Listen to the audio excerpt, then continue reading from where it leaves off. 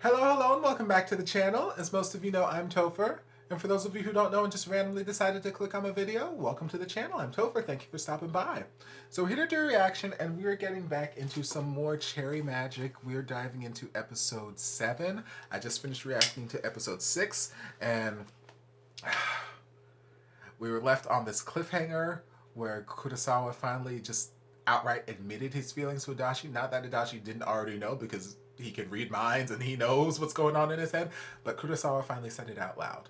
And he's like, I don't think I should stay with you anymore because it hurts to be around you because I like you. And now we just have to see how Adachi reacts and just see where this goes. So we're just going to dive on in and see.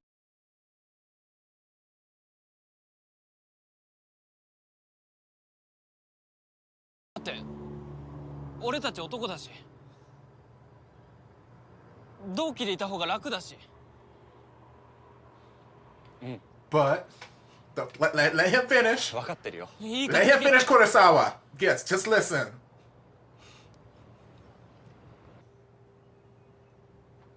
黒沢が好きだ Yes, baby.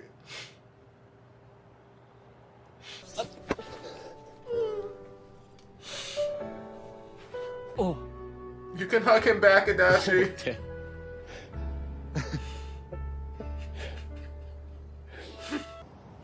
それって足立の家に行っていいってこと？ I mean, if you wanna, I got a spare room.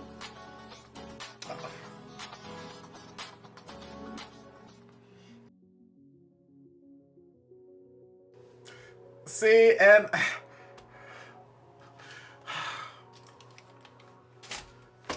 like literally 4 minutes ago, right when Adachi started running and whatnot, I checked to see how much time was left in the episode. I was like, okay, I've got like 6 or 7, however many minutes left in this episode. Okay, so I know the ending is coming relatively soon. Gotcha.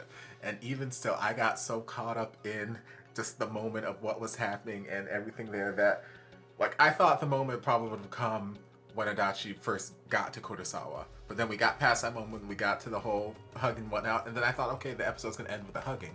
And then we went past the hugging and we're having this conversation after the fact.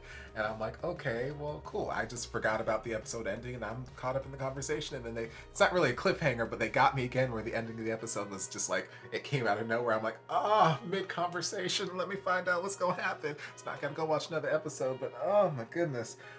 Such a good episode, such a good episode. I love getting the backstory of how, well, just the backstory on Kurosawa in general, and, how he's had to live with this privilege of just being beautiful, which I know it sounds like pretty people are complaining about being pretty, but like, I can understand where he's coming from. Plus, I enjoy him, so I'm very willing to sympathize and empathize with him. But like, I can understand how it could be frustrating to only be seen for your looks, or to only be seen for this one facet when you've got all these other amazing qualities about you, but people are only seeing you for how you look. That would be terribly frustrating. So, he's working hard to push himself up the ladder, and, trying to get higher and higher and higher, and just trying to prove himself that, yes, I am this amazingly successful business person. I'm amazing at what I do. I'm not just a pretty face, but people just want to see him as a pretty face. So that whole scenario when they were first starting the company, and they were just co-workers and whatnot, and got invited to the dinner with the president lady, and then she's trying to get them drunk, and then she's like, hey, you want to go back and rest? And it's like, oh no, get away from me. I mean, I don't enjoy those scenarios where people in power try to seduce people lower on the, not on the totem pole, but lower in the rankings as far as like the workplace goes. Like your superiors try to seduce the subordinates or whatever. Like I don't like it. So, he had his little mini freak out there, but that led to a nice little moment between he and Adachi. And like I was saying there, it's amazing how Adachi has all the right words to say to people when they're feeling sad, because throughout this series, ever since he got his magic powers and he's been able to read people's minds, there's been so many instances where he's read the minds of like coworkers or someone, and they were feeling insecure about something or sad about something, and he was just able to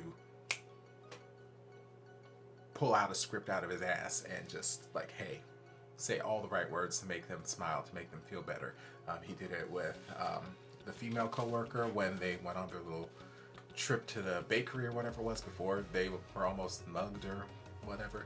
He did it with Rokaku a couple of times when they were at the dinner, and he's like, oh, hey, I'm feeling sick, let's go get some medicine. And then again when they were at his house, and Rokaku was thinking about how he was boring them, talking about an old dream that he used to have when he was dancing, and he just gave him some reassurance that it's very admirable that you can have a new dream and work so hard and blah blah blah.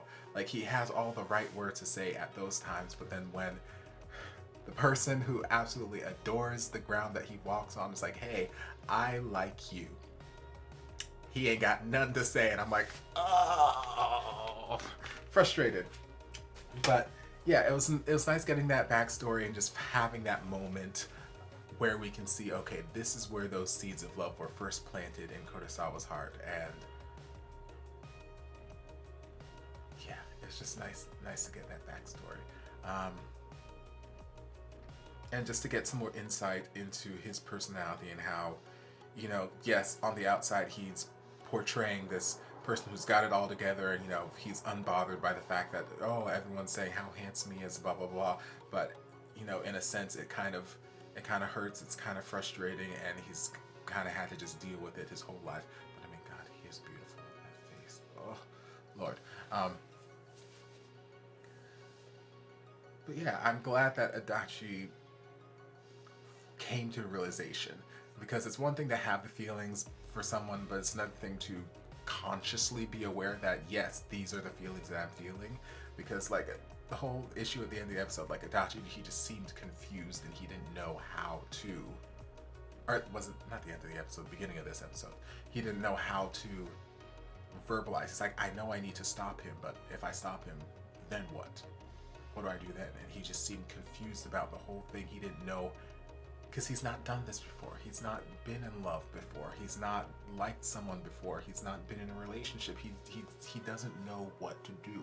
So this is all brand new territory for him. So he doesn't know. And the fact that he seems terribly introverted in general, it's hard for us sometimes to just express our emotions outright and just be brazen and just like, hey, this is what's going on. So I'm glad that he was able to come to the realization that, there's all these times that even if he didn't put the label of liking or loving or whatever on it, there's all these times recently when he's looking around and he's looking for Kurosawa. All these times when, he might be sad or something, and then there's something that Kurosawa did or is doing that makes him happy.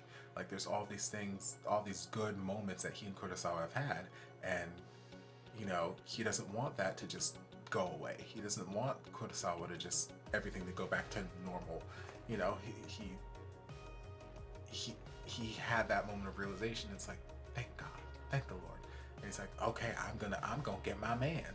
So his other boss person was like, hey, I got some other work. He's like, bye, I'm leaving first. I got a man to go catch.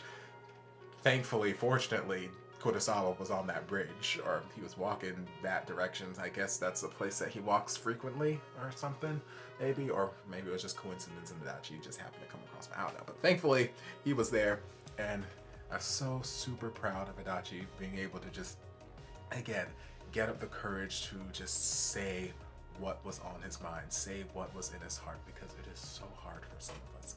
So, like, I'm so proud of him, so proud. I know how much bravery, how much energy, how much just it took to get those words out, and you could see him stuttering. And it's another thing about this actor where I love his characterization. I love how believable he is as Adachi.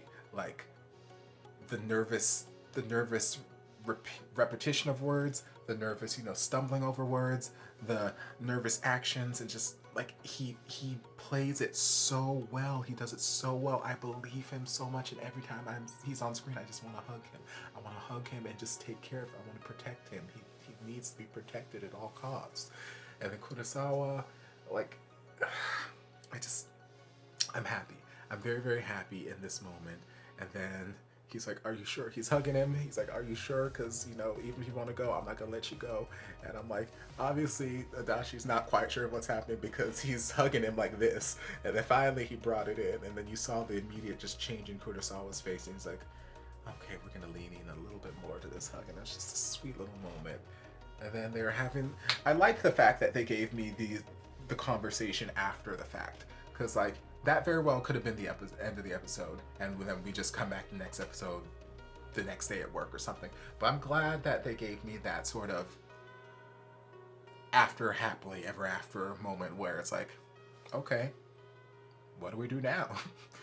You need to stop being nervous. You're making me nervous. Oh, even you get nervous? Yes. Didn't you hear my heart beating? Like, just that moment that doesn't really get explored after these sort of like big pivotal moments in relationships. Like, I'm used to seeing these shows and whatnot, and yes, we have that big moment, the big professing of love. I love you so much. Kissing, hugging, whatever, cool. And then episode ends, and then we just dive into, their life together. So, like, it was nice to see that sort of maybe awkward-ish conversation. Like, yes, I like you, you like me, let's do this thing. What the hell do we do now? And he's like, does this mean I can go over to your place? And I'm like, look, if Adachi don't want you over at his place, I got a spare bedroom. I got my office here. I got my bedroom. Look, there are plenty of places for you to stay. You can come over to my house, Kurosawa. That's fine. But yeah, I'm excited to see where episode 8 goes. So I'm going to stop babbling so I can dive into episode 8. So I hope you guys enjoyed this reaction. If you did, don't forget to like, comment, subscribe, share, turn on notifications so you're notified with all my shenanigans get posted. If there's anything else you'd like me to react to, be sure to leave it down in the comments. I'll get to it as soon as I possibly can. If you'd like to support the channel in other ways, you're more than welcome to join us over on Patreon. You don't have to, but you're more than welcome to if you want to. And I'll see you guys in my next video. Love ya. And before you guys go, a shout out to my amazing patrons. I can't begin to express how thankful I am for your support. And if you guys would like to join us over on Patreon, the link is down in the description. I love you guys.